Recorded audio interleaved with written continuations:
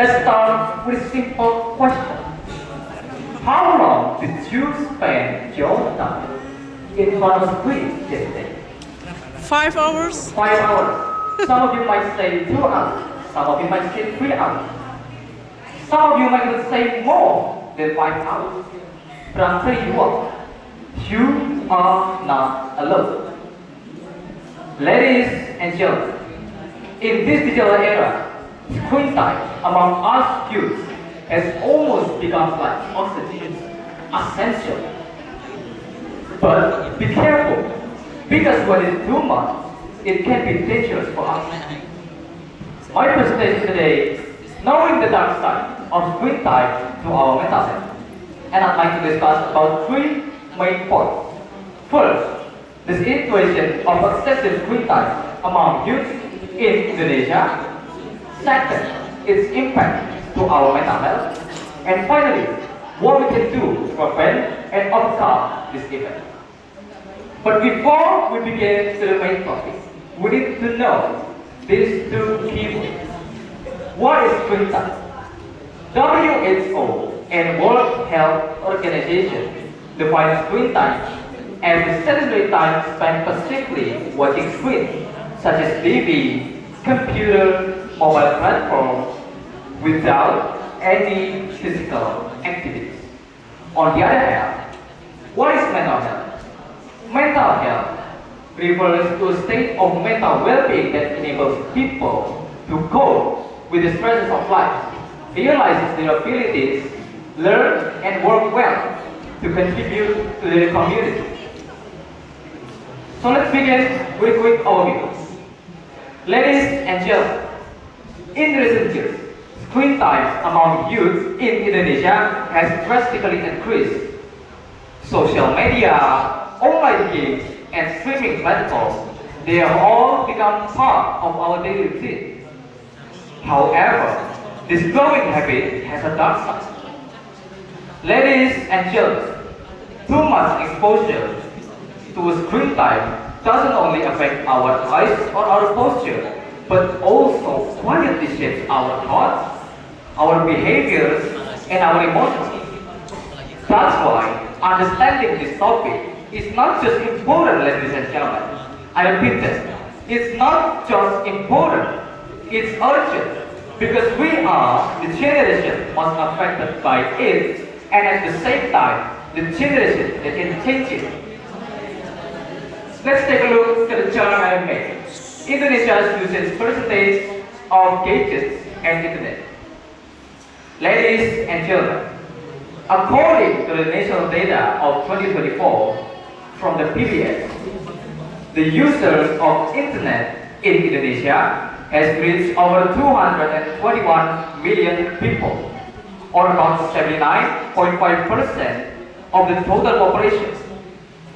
What's even more striking is that 9.7% of this data is actually children under 12 years old. I repeat that, children under 12 years old. Imagine that, ladies and gentlemen. Kids who should be running around, climbing trees, exploring the world, are instead exploring the internet, often unsupervised. While the internet offers us endless sources of information, it is also exposing children to social kind of harm, to sensitive content from all over the world. The next chart, average screen times of Indonesia's youth. Ladies and gentlemen, for example, World Health Organization and American Academy of Pediatrics recommend us for 1 to 7 years old use screen time no more than 2 hours each day. I repeat that, no more than 2 hours. But in reality, in the very young age of 1 to 7 years old, they use screen time almost 4 hours each day, double the time of the limit from World Health Organization. It shows how deeply internet and screen time has affected us, even from a very young age. Ladies and gentlemen, so you might wonder, What actually happens when screen time goes too far? I have made four main and most common points that will happen when the screen time excessive hit us. First, cognitive and behavioral impact. Ladies and gentlemen, too much exposure to short-form content doesn't only affect our eyes or posture, but also reduces our attention span. We became more distracted, easily distracted, impatient, and dependent on constant stimulation. Second, emotional and psychological issues. Ladies and gentlemen, long hours of screen use, especially on social media, can lead us to anxiety, to low self-esteem, even depression, as we constantly compare ourselves to others, often in unrealistic ways. Third, poor sleep qualities and physical health. Ladies and gentlemen, from research data from World Health Organization, Harvard University, even American Academy of Pediatrics, stated that the blue light from screens interferes with our melatonin levels, making it harder to fall asleep. Lack of rest affects our mood, our focus, and finally lead to the downfall of our academic performance. And finally, the layered social development.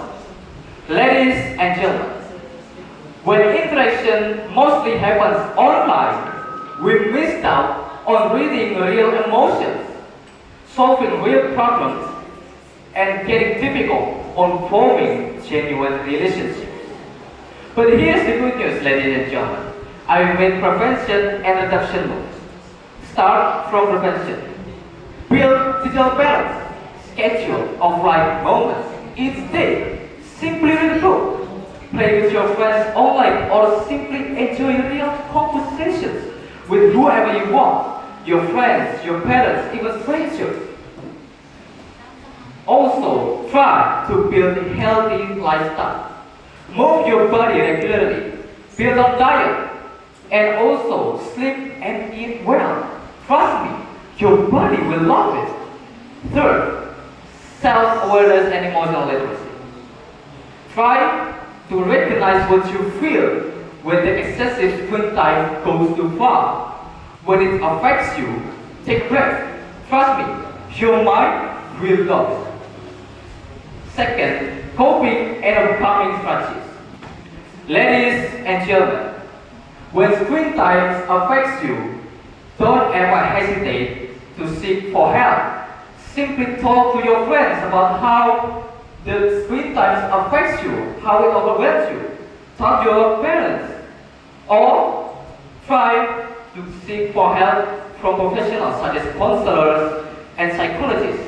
They are there to help, not to judge. Also, try to build stress management. Try to learn self-reading technique. Try to learn journaling. Try to learn mindfulness. And finally, supportive environment. Ladies and gentlemen, at home, parents must listen without judgment. At schools, peers and teachers must promote empathy, not comparison. And finally, in this society, we must stop the stigma. I repeat that. We must stop the stigma. Mental health challenges is not weakness. It is part of our daily, it is part of being human. So, ladies and gentlemen, we finally made to the conclusion. Ladies and gentlemen, to wrap it up, excessive screen time harms youth. First of all, it might not seem like a bad habit. It might seem like a small habit. But over time, the effects will pile up. In this technology, in this society, technology in its development should serve us, not control what we do or what we feel. And finally, it's all back to our awareness to take control of what we do, of what we feel, on what we see online in screen. That's all from me. Thank you for your attention, and I'd like to hear for the questions.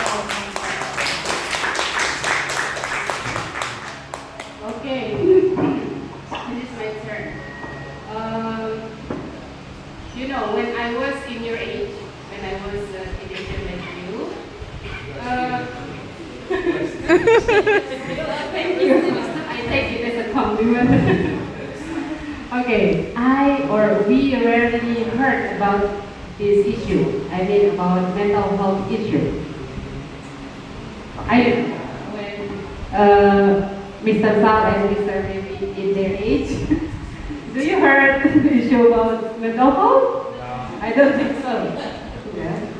So I want to know your opinion. Why do you think the discussion about mental health is massively Important. sorry? No. It's massively important. No, I mean massively discussed by a lot of people right now. Do you think mental problems are new, or just people just aware about it like nowadays? Recently. Yeah, recently. First of all, thank you for the question. That's wonderful. So, back in your day, you're saying that you rarely heard about these mental health issues. So, if I have to say, it's actually not some kind of new in recent years. No, it's not. It's actually always with us as part of being human. But why in your age you might rarely heard them? Because if I have to assume, in your age, some kind of counselor, psychologist, even for now, it's rare to see anywhere. For example, in BIMA City, I rarely to see some kind of psychologist and also counselor. But in these recent years, starting from 2010, I've read data, an article that's saying that starting from Gen Z and also Gen Alpha, they all start to realize that mental health is actually something normal. Back then, we might think that mental health is just some kind of, I'm feeling sad, I'm feeling tired, I'm feeling blah blah blah, this kind of that. But now, there is a name for it. And that is what makes us think that it is important. Because in these recent years, with the technology in its development, something kind of like cyberbullying and bullying in normal circumstances is all getting piled up. If you think that why you rarely heard that, it's all back to the stigma back then. When we were young, even me, something kind of like sad or cries will get us into something called I'm a failure. But nowadays, we became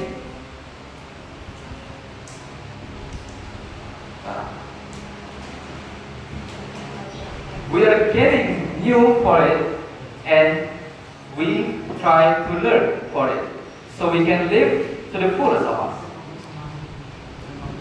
Is it all, or do you have any other? Thank you.